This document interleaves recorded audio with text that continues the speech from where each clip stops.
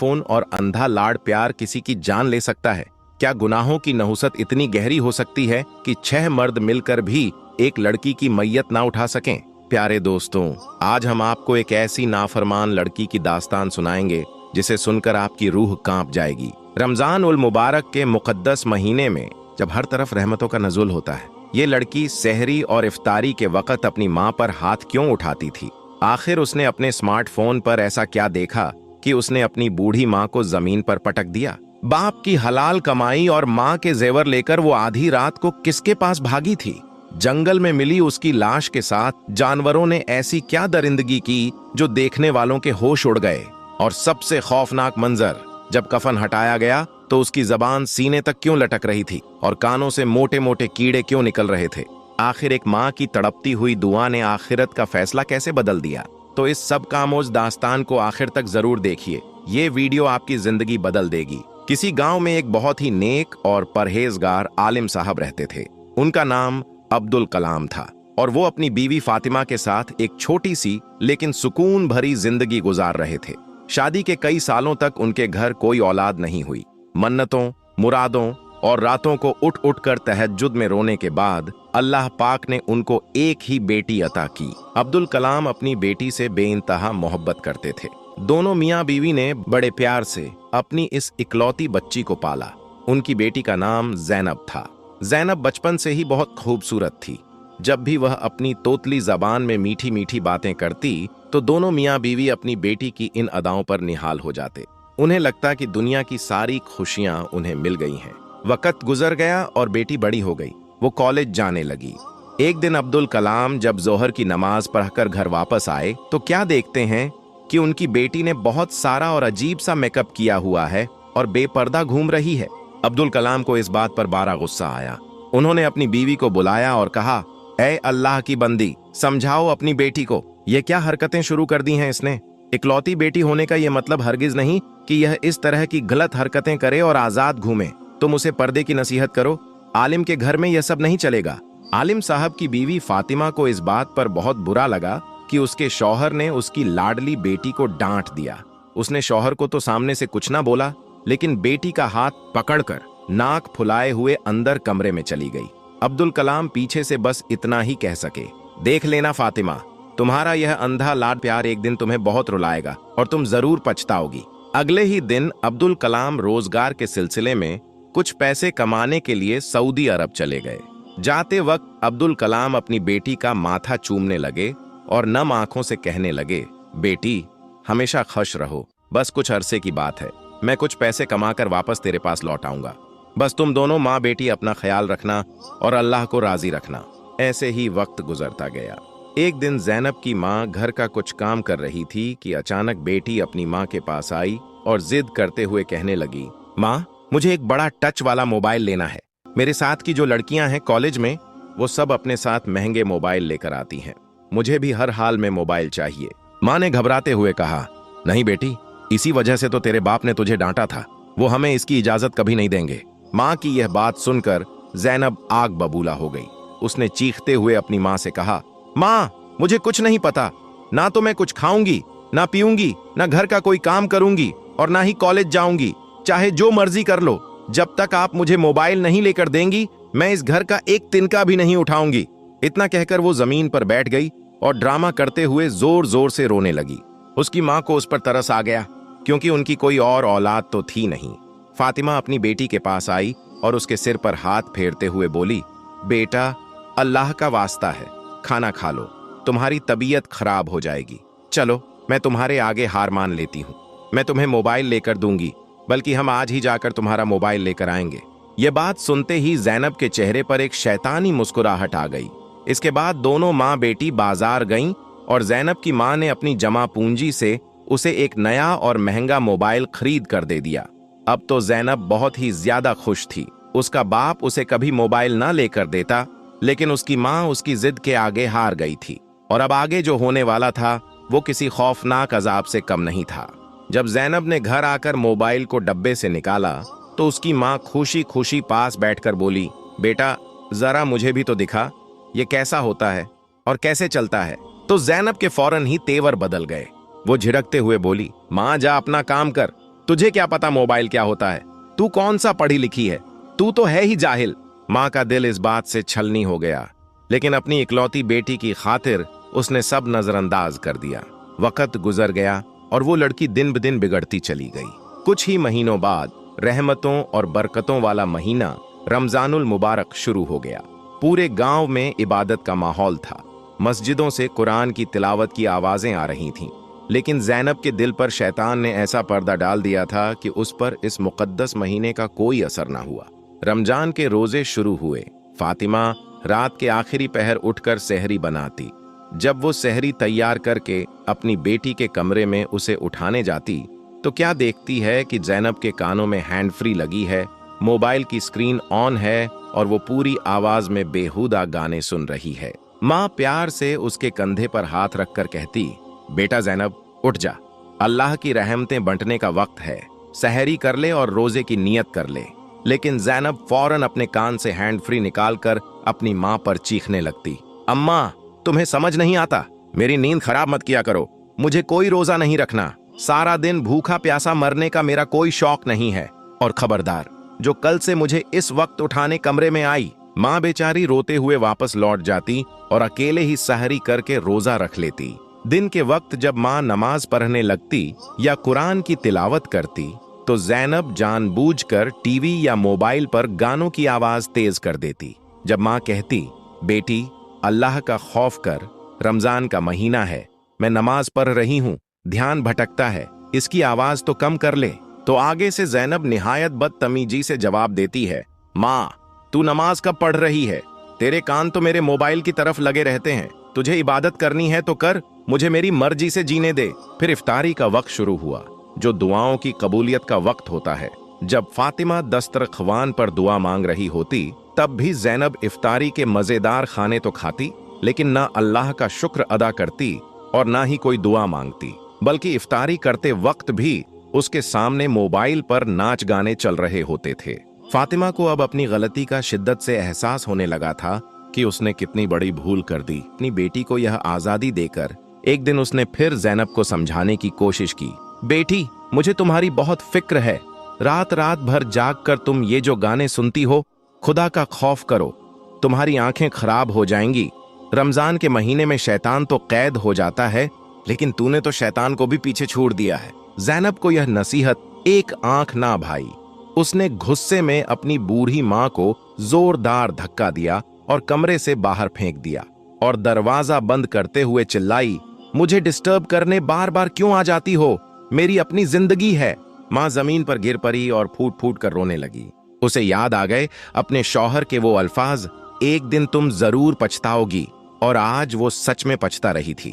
पहले तो ज़ैनब मोबाइल पर सिर्फ गाने ही सुनती थी, लेकिन अब तो उसने बेहयाई की सब हदें पार कर दी थीं। कॉलेज में उसकी दोस्ती एक आवारा लड़के से हो गई थी। वो दिन रात उसके साथ कॉल्स पर लगी रहती।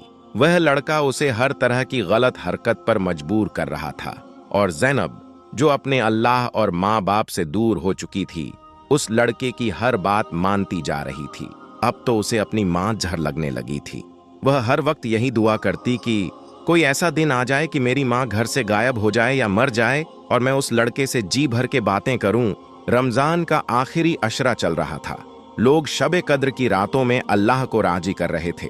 उसी मुबारक रात में जब ज़ैनब उस लड़के को अपनी बेपर्दा तस्वीरें भेज रही थी तो उसकी माँ ने उसे देख लिया। माँ की बर्दाश्त खत्म हो गई। उसने आगे बढ़कर ज़ैनब के मुंह पर एक जोरदार थप्पड़ मारा और चीखी, क्या मैंने इसलिए तुझे मोबाइल लेकर दिया था? जलील लड़की, तूने हमारी इज्जत मिट्टी में मिला दी। ज़ैनब को अपनी माँ के थप्पड़ पर इतना गुस्सा आया कि उसने अपनी माँ के बाल पकड़े और उसे एक झटके से जमीन पर पटक दिया। रोजे की हालत में कमजोर माँ जमीन पर गिर पड़ी। ज़ैनब उसे मारने लगी और कहने लगी, तुम्हारी हिम्मत कैसे हुई मुझे थप्पड़ मारने की? न कहीं तू मरती है न मेरी जान छोड़ती है। अचानक घर का दरवाजा खुला। सामने ज़ैनब का बाप अब्दुल कलाम खड़ा था, जो बिन बताए ही सऊदी अरब से वापस आ चुका था। उसने आते ही घर में यह खौफनाक मंजर देखा कि उसकी लड़की उसकी बीवी को मार रही है और उसे जलील कर रही है। अब्दुल कलाम ने भागकर अपनी बीवी को जमीन से उठाया और बेटी को एक जोरदार थप्पड़ मारा। बेटी, शर्मो हया क्या बेचकर खा गई हो? रमजान के महीने में अपनी ही माँ को पीट रही हो। जैनब की मां ने रोते रोते अपने शौहर को सब सच बता दिया। मेरे सरताज, मैंने ही इस जलील को मोबाइल लेकर दिया था, जिसकी वजह से ये बिल्कुल बर्बाद हो चुकी है। अब्दुल कलाम अफसोस से कहने लगा, अब क्यों पछता रही हो?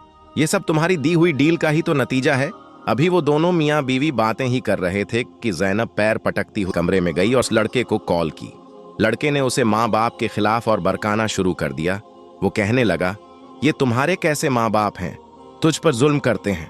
तू ऐसा कर, तेरे बाप जो कुछ भी कमा कर लाया है और जो जेवर घर में है सब समेट ले और रात को चुपके से मेरे पास आ जा। हम भागकर शादी कर लेंगे। जैनब के सिर पर शैतान सवार था। उसने घर में रखा माँ का सारा जेवर और बाप की सारी हलाल कमाई उठाई और उसी रात रमजान के उस मुकद्दस महीने में अपने वालिदैन को सोता हुआ छोड़कर चुपके से घर से भाग गई। जब वो उस तयशुदा जगह पर पहुंची तो वो लड़का उसका इंतजार कर रहा था।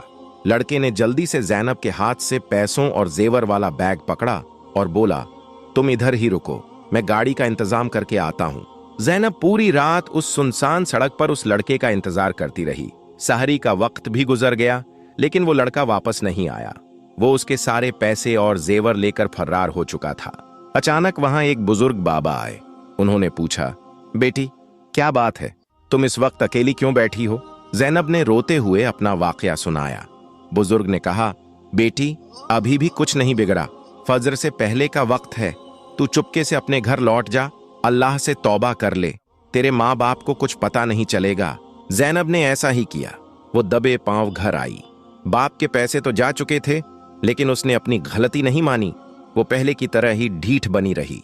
कुछ दिन बाद उसी लड़के का जैनब को फोन आया। वो उसे ब्लैकमेल करने लगा, मुझे और पैसे भेज, वरना तेरी सारी तस्वीरें तेरे बाप और रिश्तेदारों को भेज दूंगा। जैनब के पास अब कुछ नहीं बचा था। उस आवारा लड़के ने जैनब की सारी बेपर्दा तस्वीरें उसके गांव वालों और रिश्तेदारों को भेज दी। जब अब्दुल कलाम ने अपनी बेटी की ये शर्मनाक तस्वीरें देखीं और लोगों के ताने सुने, तो वो गरीब और नेक इंसान इस सदमे को बर्दाश्त ना कर सका। उसी वक्त उसे दिल का दौरा पड़ा और वो अपनी जान दे बैठा। बाप का साया सिर से उठ गया, लेकिन जैनब किस मिट्टी की बनी थी। उसने बाप के मरने का गम मनाने के बजाय और आजादी से क्लबों में जाना और रात रात भर बाहर रहना शुरू कर दिया। माँ बेचारी घर का किराया देने के लिए लोगों के घरों में काम करती, लेकिन जैनब को कोई फिक्र नहीं थी। वो अपनी माँ से झूठ बोलती कि वो एक जगह काम करती है, इसलिए रात को लेट आती है। माँ ने शक होने पर घर के दरवाजे पर एक छोटा सीसीटीवी कैमरा लगवा लिया, ताकि देख सके कि उसकी बेटी रात को कितने बजे लौटती है। जब जैनब को इसका पता चला तो उसने अपनी माँ से बुरी तरह झगड़ा किया। एक रोज जैनब घर से गई तो वापस नहीं आई। माँ को जिस बात का डर था वही हुआ। कई दिन गुजर गए। जैनब की माँ अपने घर के दरवाजे पर बेटी की राह देखते देखते अचानक बेहोश होकर गिर पड़ी।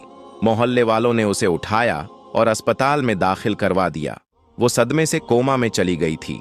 मोहल्ले वालों ने पुलिस को इत्तला दी। पुलिस ने घर का मुआयना किया और कैमरे की रिकॉर्डिंग निकाली, लेकिन जैनब का कोई सुराग ना मिला। कुछ दिनों बाद पुलिस की एक टीम जंगल की तरफ सर्च ऑपरेशन के लिए गई।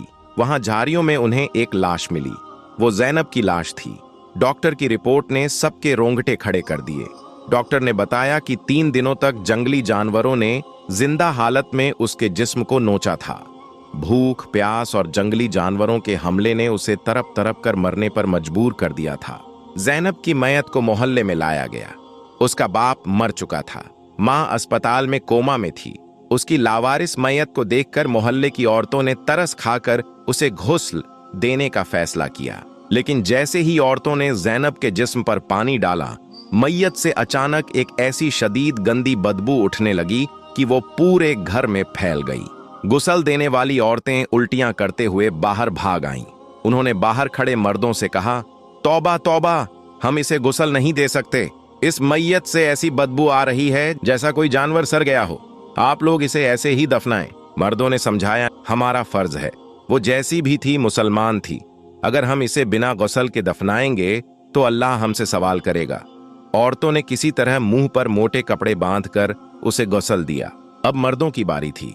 जैसे ही उन्होंने जैनब की चारपाई उठाई तो वो इतनी भारी हो गई कि 6 मर्दों से वो चारपाई नहीं उठ रही थी। ऐसा लग रहा था जैसे उसमें टनों वजन रख दिया गया हो। अचानक आसमान का रंग बदला और दोपहर के वक्त घने काले बादल छा गए। बहुत जोरदार तूफानी बारिश शुरू हो गई। बारिश इतनी शदीद थी कि कोई बाहर खड़ा नहीं रह सकता था। दोपहर से रात हो गई, फिर अगला दिन आ गया। 2 दिन तक मुसलसल तूफानी बारिश होती रही। मैयत से बदबू अब इतनी भर चुकी थी कि लोग उस घर के पास से भी नहीं गुजर पा रहे थे। लोग इमाम साहब के पास गए। इमाम साहब, मैयत सर रही है, हम क्या करें? जब भी हम कब्र खोदते हैं वो पानी से लबालब भर जाती है। इमाम साहब ने कहा, आज रात हर हाल में इसे दफनाना होगा। रात के अंधेरे में तूफानी बारिश और बिजली की खड़क के बीच लोग छतरियां लेकर मैयत को कब्रिस्तान ले गए। लेकिन जैनब की कब्र पूरी तरह पानी और कीचड़ से भर चुकी थी। गोरखन दूसरी जगह कब्र खोदता तो वो भी कीचड़ सा भर जाती। तभी वहां मोहल्ले का एक बहुत ही नेक बुजुर्ग शख्स आया। उसने कांपती आवाज में कहा, मुझे माफ करना, लेकिन मैंने एक ख्वाब देखा है। मैंने देखा है कि जब तक जैनब के साथ उसका वो मोबाइल और म्यूजिक सिस्टम जिस पर वो गाने सुनती थी दफन नहीं किया जाएगा, जमीन इसे जगह नहीं देगी। ये अल्लाह का अजाब है इस पर। लोग हैरान रह गए, लेकिन मजबूरी थी। किसी ने भागकर उसके घर से वो मोबाइल और म्यूजिक सिस्टम लाकर जैनब की मैयत के ऊपर रख दिया। और अल्लाह की शान देखिए, उसी वक्त अचानक बारिश थम गई। कुब्र से पानी सूखने लगा।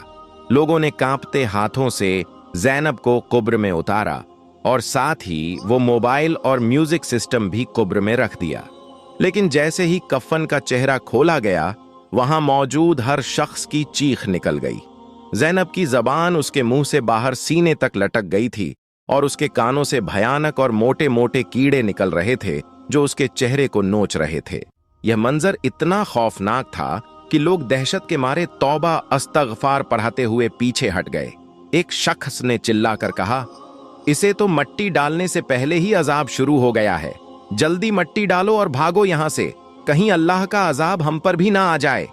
लोगों ने जल्दी जल्दी कब्र बंद की और वहां से भाग निकले। इमाम साहब ने जब यह सुना तो उन्होंने सब मोहल्ले वालों को इकट्ठा किया और 3 दिन तक मस्जिद में जैनब की मगफिरत के लिए कुरान ख्वानी की दुआ मांगी। उधर अस्पताल में जैनब की मां को होश आ गया। लोगों ने उसे बेटी के भयानक अंजाम के बारे में बताया। मां आखिर मां होती है। बेटी की यह दर्दनाक हालत सुनकर उसका कलेजा फट गया। वो अस्पताल के फर्श पर ही सजदे में गिर गई और रो रो कर अल्लाह के हुजूर गिड़गिड़ाने लगी। ऐ अल्लाह, ऐ रब्बुल इज्जत, मेरी बच्ची नाफरमान थी, रमजान की बेअदब थी, मेरी कसूरवार थी, लेकिन ऐ मेरे मौला, वो मेरी ही तो तरबियत की कमी थी। मैंने उसे खुद अपने हाथों से मोबाइल ला कर दिया था। ऐ अल्लाह, एक माँ होने के नाते मैं अपनी बेटी को माफ करती हूँ। तू बड़ा गफूर और रहीम है। मेरे आका के सदक़े और उस गुजरे हुए रमजान के सदक़े तू मेरी बच्ची पर रहम कर और उससे कब्र का अजाब हटा ले। माँ की दुआ सीधे 7वें आसमान को चीरती हुई अर्श तक जा पहुंची। माँ की माफी के बाद इमाम साहब ने कहा, जाओ अब जाकर उसकी कब्र से वो मोबाइल और म्यूजिक सिस्टम निकाल लो, क्योंकि अब अल्लाह ने उसे माफ कर दिया होगा। जब लोग सुबह धूप निकलने पर कब्रिस्तान गए और कब्र को दोबारा खोला तो सबकी आंखें फटी की फटी रह गईं। जैनब के चेहरे से अजाब बिल्कुल हट चुका था। उसकी जबान वापस अंदर जा चुकी थी। कीड़े खत्म हो गए थे और उसका चेहरा ऐसे रोशन था जैसे कोई नूर चमक रहा हो। और सबसे बड़ी बात, उस कब्र से बदबू की बजाय एक बेहद मीठी और सुकून देने वाली खुशबू आ रही थी। इमाम साहब ने रोते हुए कहा, देखो लोगों, यह एक माँ की दुआ का असर है। माँ की माफी ने इसे अल्लाह के अजाब से बचा लिया। कुछ दिन बाद जैनब की माँ को ख्वाब आया। उसने देखा कि जैनब खूबसूरत सफेद लिबास में है और मुस्कुरा रही है। उसने कहा, माँ, मेरी नाफरमानियों और गुनाहों की वजह से मुझे बहुत बड़ा अजाब मिल रहा था, लेकिन जैसे ही तूने मेरे लिए दुआ की और मुझे माफ किया, अल्लाह ने मुझ पर से अजाब हटा लिया। काश कि मैंने दुनिया में तेरी और अब्बू की कद्र की होती। प्यारे दोस्तों, अल्लाह रब उल इज्जत बहुत मेहरबान है, लेकिन उसकी पकड़ भी बहुत सख्त है। रमजान उल मुबारक का महीना, नमाज और माँ बाप, ये वो चीजें हैं जिनकी बेअदबी इंसान को दुनिया और आखिरत दोनों में तबाह करके रख देती है। ये दुनिया का मोबाइल और गाने चंद दिन की रंगीनियां हैं, असली जिंदगी तो आखिरत की जिंदगी है। अल्लाह से दुआ है कि वो हमें अपने वालिदैन का फरमाबरदार बनाए, रमजान उल मुबारक की सही कदर करने की तौफीक अता फरमाए और हमें मोबाइल और बेहयाई के फितनों से महफूज रखे। आमीन। दोस्तों, अगर आज की इस कहानी ने आपके दिल के किसी हिस्से को छुआ है तो कमेंट बॉक्स में अल्लाहू अकबर जरूर लिखिएगा।